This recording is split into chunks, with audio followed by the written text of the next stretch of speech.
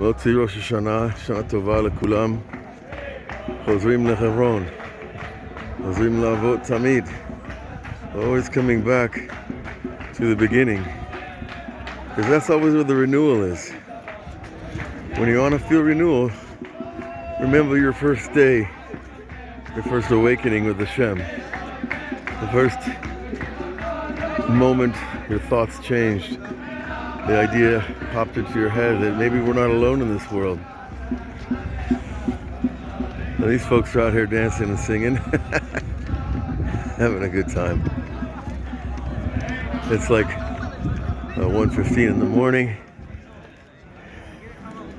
This is Judaism. This is real Judaism. Alive, joy, young people, old people. And it's a new year. Then we start again. At this point of returning to the beginning is also the secret of humility. Because we return to a point where we don't exist, as Rabbi Nachman says in Torah Vav. The tshuva is returning to the state of potentiality, the state where we have yet to be, where we're just waiting to become, waiting to be. In that state, you can be anything. So you return to your potential. You remember your potential and you remember your first love of awakening with God. In the past, failures, disappointments,